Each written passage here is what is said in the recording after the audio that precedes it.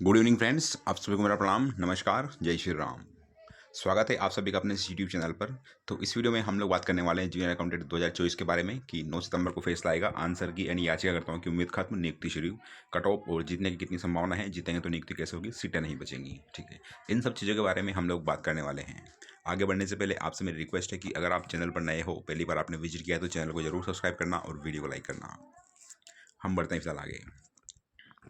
तो जैसा कि आपको पता है फ्रेंड्स कि कल आपकी सुनवाई हुई थी कोर्ट में आंसर की को लेकर के। उस पर माननीय न्यायालय ने कहा कि जो अपॉइंटमेंट प्रोसेस उसको आप कंटिन्यू कर सकते हो और जो ज्वाइनिंग लेटर है उस पर एक चीज़ मेंशन रहेगी कि सब्जेक्ट टू रिट पिटीशन, यानी कि जो फाइनल आउटकम आपका रिट का आएगा, यानी कि अंतिम जो परिणाम आएगा उसके अधीन जो है नियुक्ति रहेगी। ठीक है, लेकिन फ्रेंड्स इसका मतलब ये नहीं है कि ये चीज़ें इतनी आसान होती है। एक बार ज्वाइनिंग होने के बाद में ना चीज़ें बहुत डिफिकल्ट हो जाती है। ठीक है, उसके बाद में हाई अधीनस्थ बोर्ड अगर सिंगल बेंच मारता तो उसको डीबी में चैलेंज करेगा, डीबी मारता तो सुप्रीम कोर्ट चैलेंज करेगा।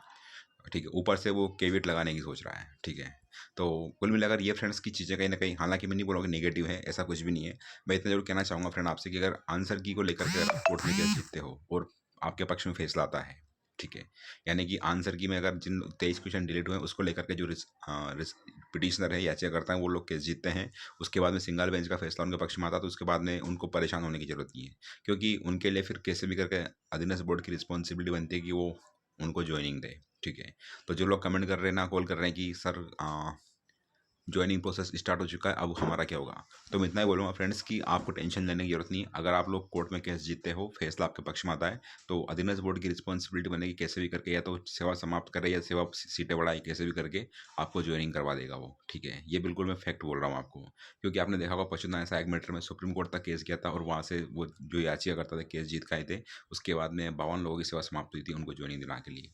तो आपको बिल्कुल भी परेशान नहीं होना फ्रेंड्स। जो लोग बता रहे हैं तो उनको हो सकता है कि क्लियर हो गया होगा कि वास्तव में कोर्ट का क्या फ़र्क पड़ेगा। तो आपको बिल्कुल भी परेशान होने की जरूरत नहीं है। नियुक्ति में बता दें फ्रेंड्स, आपको अगर सीटें कम पड़ेगी तो डेफिनेटली सेवा समाप्त होगी या फिर सीटें बढ़ेंगी, और कट ऑफ मैंने आपको ऑलरेडी बता दी है फ्रेंड्स।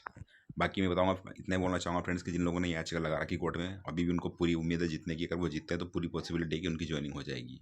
कंडीशन ये है कि कोर्ट का फैसला उनके पक्ष में आना चाहिए, जीतना चाहिए। ठीक है, लेकिन अगर आप देखो फ्रेंड्स नॉर्मली तो अभी आरएस प्रीलिम्स को लेकर के कोर्ट में केस किया गया था। रीट जो लेवल 1 था, लेवल 2 था, उनको लेकर के सिंगल बेंच में याचिका दायर हुई थी। दोनों ही केस में, यानी कि आरएस प्रीलिम्स को लेकर के और रीट को लेकर के, दोनों ही केस में जो फैसला था वो एग्जाम अथॉरिटी के पक्ष में आया, यानी कि आरपीएससी के और अधीनस्थ बोर्ड के पक्ष में आया। और जिन लोगों ने याचिका लगाई थी उसमें कोर्ट ने ये मना कर दिया कि एक्सपर्ट कमेटी की जो रिपोर्ट है उसमें कोर्ट इंटरफेयर नहीं करेगा।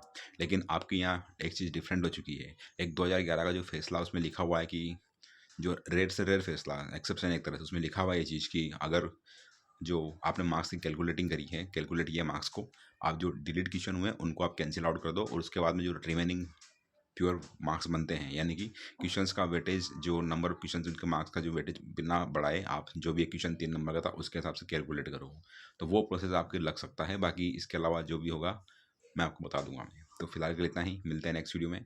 वीडियो वॉच करने के लिए थैंक्स। आपसे रिक्वेस्ट है मेरी, अगर आपने चैनल पर पहली बार विजिट किया है तो चैनल को जरूर सब्सक्राइब करना और वीडियो को लाइक करना। Again thanks for watching the video and God bless you all.